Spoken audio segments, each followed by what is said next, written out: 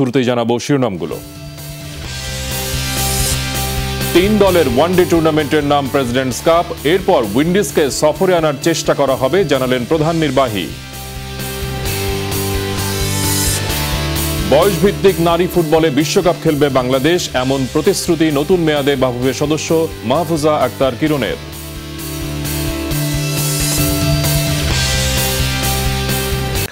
Presidents cup নামে পরিচিত হবে 3 দলের ওয়ানডে টুর্নামেন্ট। আর এমন আসর আয়োজন করে বিশ্বকে একটা বার্তা দিতে চায় বিসিবি।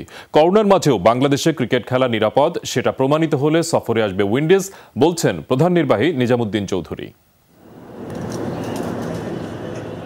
করোনার ধাক্কায় বন্ধ হয়ে যায় ক্রিকেট, তবে করোনা না গেলেও ফিরছে মাঠে ক্রিকেট। এজন্য জৈব নিরাপত্তা বলয়ে কতটা নিরাপদ ক্রিকেটাররা তা প্রমাণ করতে হচ্ছে আয়োজক দেশকে।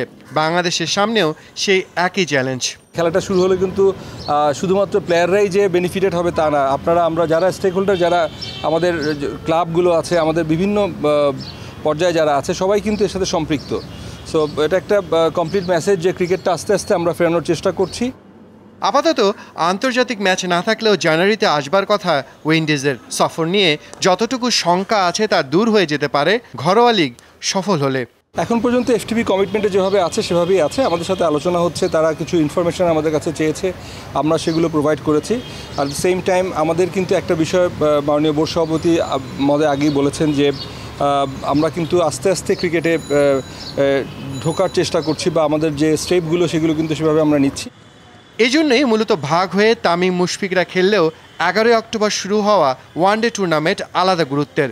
সরাসরি স্ট্রিমিং হবে খেলা, নাম প্রেসিডেন্টস কাপ।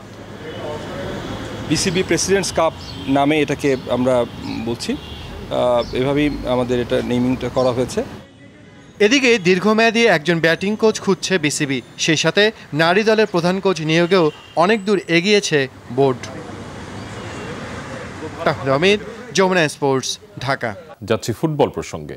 বয়সভিত্তিক নারী ফুটবল বিশ্বকাপে খেলবে বাংলাদেশ, এমন প্রতিশ্রুতি টানা দ্বিতীয় মেয়াদে বাফুফে সদস্য নির্বাচিত হওয়া মাহফুজা আক্তার কিরণের। জানালেন আগামী 4 বছরে শক্তিশালী করা হবে জাতীয় নারী ফুটবল দল। বয়সভিত্তিক ফুটবলে একের পর এক সাফল্য। সাফ ও এফসি পর্যায়ে এসেছে বেশ কয়েকটি শিরোপা। পরপর দুবার খুব কাছে গিয়েও ওঠা হয়নি অনূর্ধ্ব 17 নারী বিশ্বকাপের মূল পর্বে। নতুন মেয়াদে সেই আক্ষেপ ঘোচাতে চান নবনির্বাচিত বাফুফে সদস্য ও নারী ফুটবল কমিটির সাবেক চেয়ারম্যান মাহফুজা আক্তার কিরণ। সেই সাথে সাফ লড়াইয়ের জন্য শক্তিশালী এক নারী দল গঠনেও চোখ তার। আমার টার্গেট এখন age level world cup qualify করা, আর সেটার জন্য আমি এজ লেভেল নিয়ে কাজ করছি। আর ফর দ্য টাইম বিং আমার তখন team in the mean time senior হবে এবং সিনিয়র ন্যাশনাল টিম তৈরি হবে, তখন সেটা নিয়ে আমরা সাব ফাইট করতে পারবো। দীর্ঘদিন পর নারী ফুটবল লিগ মাঠে ফেরাতে গিয়ে কঠিন চ্যালেঞ্জের মুখে পড়েছেন ফিফা ও এফসির নির্বাচিত এই সদস্য। এবার লিগের আকর্ষণ বাড়াতে পরবর্তী আসরে আবাহনী, মোহামেডান, শেখ রাসেল ও শেখ জামালের মতো দলগুলোকে অন্তর্ভুক্ত করার প্রতিশ্রুতি তার। ওই ক্লাবগুলোর যারা প্রতিনিধি, এরা আমাদের বোর্ডে আসেন, এদের না আসার কোনো সুযোগ নেই। আসতে হবে তাদেরকে, কারণ তারা নিজেরাই বুঝবেন এটার প্রয়োজনীয়তা, তারা নিজেরাই বুঝবেন। শুধু মেন্স ফুটবল হলে হবে না, ফিফা এফসি থেকে কিন্তু অনেক বেশি বাধ্যবাধকতা আছে উইমেন্স ফুটবলের ব্যাপারে। সেক্ষেত্রে ক্লাবগুলোকে অবশ্যই আসতে হবে এবং খেলতে হবে। এফসি টানা 3 মেয়াদের সদস্য, সাথে ফিফা সদস্য নির্বাচিত হওয়া, আর এবার টানা দ্বিতীয় মেয়াদে বাফুফের সদস্য নির্বাচিত। আমি যে মেয়েদের ফুটবল নিয়ে কাজ করছি তারই বহিঃপ্রকাশ আজকে আমি জিতে এসেছি। মুজরাবিন তারেক, যমুনা স্পোর্টস, ঢাকা। করোনা আতঙ্ক কাটিয়ে ক্যাম্পে ফিরেছেন দেশের নারী ফুটবলাররা। প্রাণ ফিরেছে বাফুফে ভবনে, আবারও ফুটবল পায়ে মাঠ দাবাবেন, তাই বাড়তি খুশি নারী ফুটবলারদের। তবে তাদের ফিটনেস ফেরানোকে বড় চ্যালেঞ্জ মানছেন কোচ গোলাম রাব্বানী ছোটন। বললেন, করোনার জন্য ক্যাম্প ঘিরে নেওয়া হয়েছে বাড়তি সতর্কতা। মহামারী করোনা কেড়ে নিয়েছে ক্যারিয়ারের 6টি মাস। দীর্ঘদিন পর ক্যাম্পে ফিরে তাই আনন্দের সীমা নেই মনিকা তোহরাদের। সামনে ব্যস্ত সূচি, বয়সভিত্তিক বিভিন্ন আসরের প্রস্তুতি, সাথে অসমাপ্ত নারী লিগে অংশ নেয়ার তাড়া। সব মিলিয়ে মাঠে ফুটবল ফিরছে, তাতেই খুশি নারী ফুটবলাররা। সবাই একসাথে থাকবো, প্র্যাকটিস করব, তো আগামী দিনগুলো যেন ভালোভাবে কাটুক আমাদের, তো লিগগুলো না আমাদের খেলা যেন শুরু হয় তাড়াতাড়ি, তো সেটাই কামনা করি। আজকে অনেক দিন পর আসছি, অনেক এক্সাইটেড লাগছে, সবার সাথে দেখা হচ্ছে অনেক দিন পরে। এমনি যোগাযোগ হয়েছে কিন্তু দেখা হয়নি, আজকে দেখা হয়ে অনেক ভালো লাগতেছে। 6 মাসের লম্বা বিরতি, এ সময় ব্যক্তিগত অনুশীলন করলেও ফিটনেস হারিয়েছেন অনেক ফুটবলার। তারা কিছু না কিছু কাজ করেছে, কিন্তু আপনি ট্যাকটিক্যালি তারা ছিলই না। টেকনিক্যালি রানিং তারা যে শিডিউল দেওয়া হয়েছে রানিং করছে, টেকনিক্যাল করছে, কিন্তু আপনি যখন কাছে থাকবেন আর কাছে থাকবেন না, তো অবশ্যই ডিফারেন্স তো এটা থাকবে।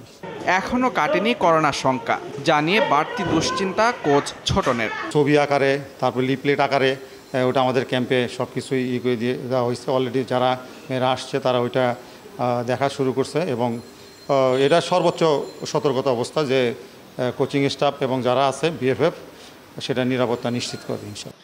আগামী নভেম্বরে শুরু হবে করোনায় স্থগিত হওয়া নারী ফুটবল লীগ। মুজরেবিন তারেক, যমুনা স্পোর্টস, ঢাকা।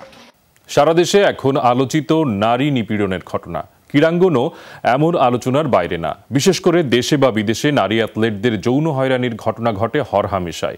ফিনল্যান্ডের ডোপিং নিয়ন্ত্রণ সংস্থার গবেষণা তথ্য, বিশ্বে প্রতি 3 জন নারী অ্যাথলেটের 1 জন শিকার হয় যৌন হয়রানির। লিঙ্গ বৈষম্য প্রাচীন এক সামাজিক ব্যাধি। এই ব্যাধিরই এক উপসর্গ যৌন হয়রানি। নারী পুরুষ কেউই বাদ যায় না এমন হয়রানি থেকে। আর গবেষণা জানাচ্ছে এমন হীন কাজে পুরুষদের চেয়ে আক্রান্তের সংখ্যায় নারীরাই বেশি।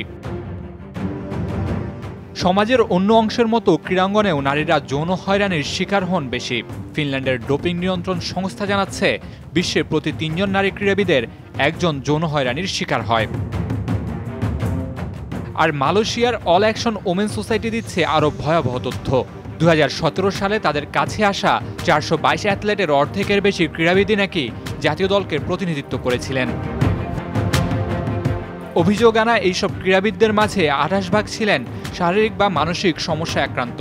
সংস্থাটি জানিয়েছে তাদের সাথে ঘটে যাওয়া দুঃখজনক ঘটনাগুলো নিশ্চিতভাবে প্রভাব ফেলেছে অ্যাথলেটদের পারফরমেন্সে। প্রতি বছরই নাকি আশঙ্কাজনকভাবে বাড়ছে এই সংখ্যা। তথ্যটি প্রকাশ পেয়েছে সংস্থাটির প্রতিবেদনে। শুধু কি তাই, যুক্তরাজ্যের মতো উন্নত দেশে 46% নারী দৌড়বিদ যৌন হয়রানির শিকার হন, এমন তথ্য যুক্তরাজ্য ভিত্তিক ক্রীড়া ম্যাগাজিন রানার্স ওয়ার্ল্ডের। অ্যাথলেটরাই শুধু নন, যৌন হয়রানির শিকার হয়েছেন খোদ এশিয়ান ফুটবল কনফেডারেশন এএফসির ম্যাচ কমিশনার ক্রিস্টিয়ান রামোস। জাতীয় দলের সাবেক এই ফুটবলার ফিলিপাইনের প্রাক্তন প্রেসিডেন্ট কন্যা হলেও শেষমেশ বিচার পাননি তিনি। মামুনুর রশিদ, যমুনা স্পোর্টস। এই ছিল স্পোর্টস ওয়ার্ল্ডে। আমাদের সাথে থাকার জন্য ধন্যবাদ সবাইকে।